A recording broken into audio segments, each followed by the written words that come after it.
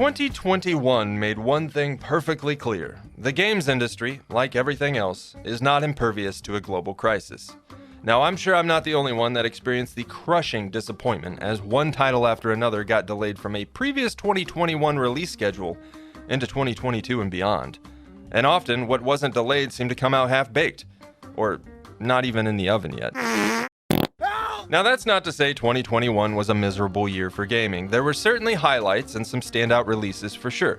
But to say game releases have been hard to follow and keep up with would be an understatement. Even making this video, I had to double and triple check the most current release date information, and still, only time will tell how well that information holds up.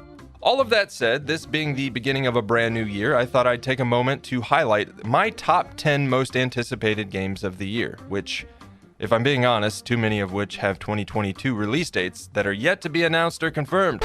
More than I'm comfortable with, so fingers crossed, I guess.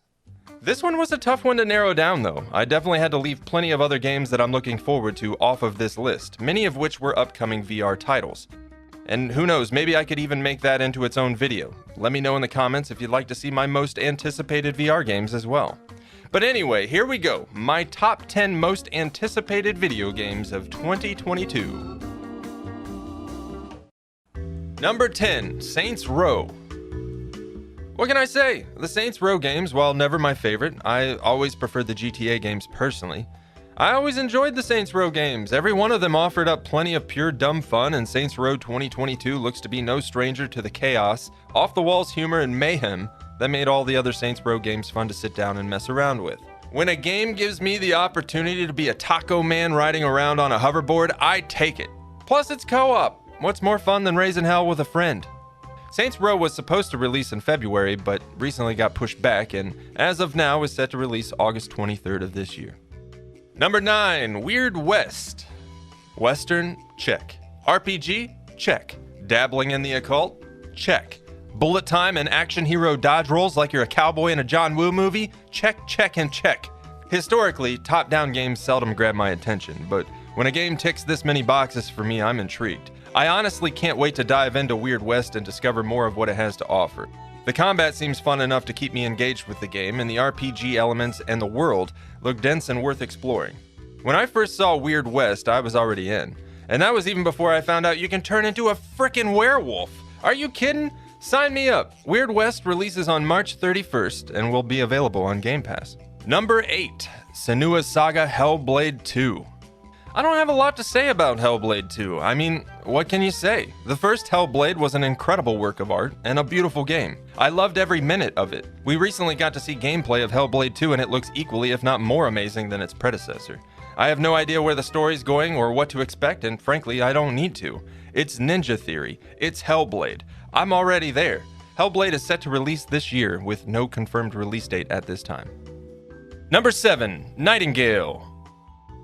Something about the Nightingale trailer really grabbed my attention. Never mind the survival and crafting components of the game that I'm usually interested in, or just the promise of a great game in the genre to play with friends.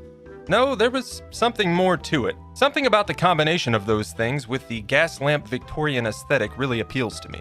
While I'm hoping Nightingale doesn't turn out to be a wave-based building and defense type multiplayer service, I have a feeling that, even if that's the case, the appeal will, at the very least, pull me in for a bit. I don't know, I'm really looking forward to Nightingale. I just really hope it's good. Nightingale releases on PC sometime this year, with no confirmed release date at this time. Number 6, Evil West.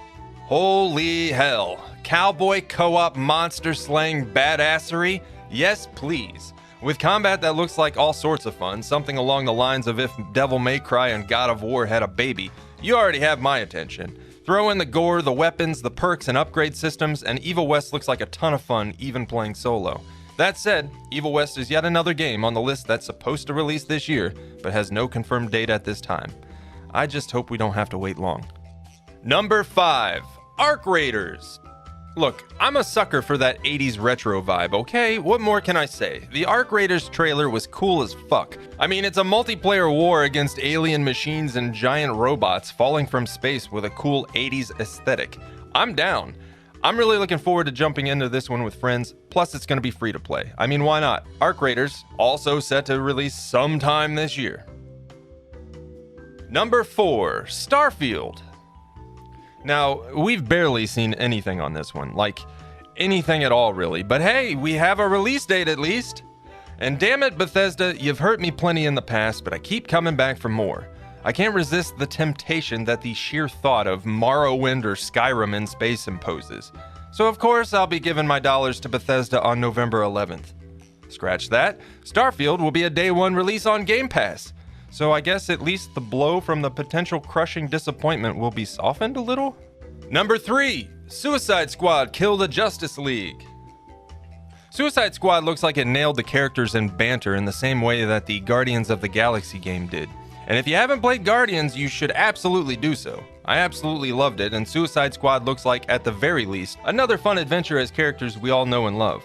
Suicide Squad is set to release sometime in 2022. Number 2, God of War Ragnarok. I remember seeing the Ragnarok trailer, and as it opened with Boy walking into the cave, Buck carried on his shoulder, it took me back to God of War 2018's opening, and the contrast of his struggle with the hunt at the beginning of what has gone down in my book as one of the best games ever made. It reminded me how much I love that game, and I just can't wait to play this. I only wish Sony would stop being a stick in the mud with PC releases in order to drive console sales, damn it. Unfortunately, we're still waiting on a release date, as God of War Ragnarok is slated for, well, you guessed it, sometime this year. Number 1, Gotham Knights. Now I know some of you may be thinking, Gotham Knights over Ragnarok? Really? And to that I say yes, really. I'm sure God of War will be brilliant. Hell, I'd be surprised if it doesn't find itself right next to its predecessor in my book of best games of all time. I'm excited to get another great solo adventure, something I truly love. But Gotham Knights offers a co-op experience that I can share that adventure with my partner. In fact, that seems to be a running theme on this list. The ability to share that experience with someone else. Not only does it give me the characters, the story, the combat that I love in my solo adventures, it offers the opportunity to bond with the ones you love, to open up discussions about the game and sharing the experiences together.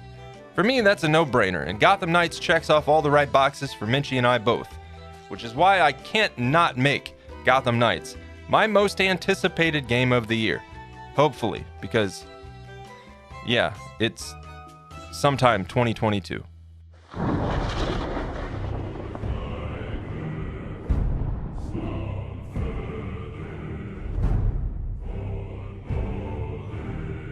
Please be nice to us this year, oh mighty forces of whatever the fuck.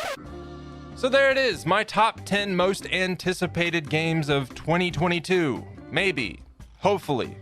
What do you think? Did I miss anything that should be on my radar? What games are you looking forward to the most this year? Let's talk about it in the comments below. I'd love to hear from you. And as always, thanks for watching. If you enjoyed the video, hitting the like button would be super cool of you. I'd definitely appreciate it. But, you know, either way, I hope you have a great rest of your day doing the things you're doing. Or, well, I mean, or not doing. In which case, well, don't worry, I won't tell anyone. Just make sure your day's a good one. And a special thanks to my patrons. I'm feeling a little sentimental today. I just want to thank you guys, seriously, for your above and beyond support for my creative endeavors. Because the truth is, making this content is a huge help for me in dealing with my mental health. The added fact that there's people out there who enjoy it as much as you all seem to means the world to me, so thank you. I appreciate you. Anyway, I'm rambling. If you're still here, thanks again for watching. Let me know you're still here. Comment sometime in 2022. I'll know you made it. Thanks for watching, guys. Thanks for being here. Thanks for all the support. And until the next time, you all take care. I'll see you soon.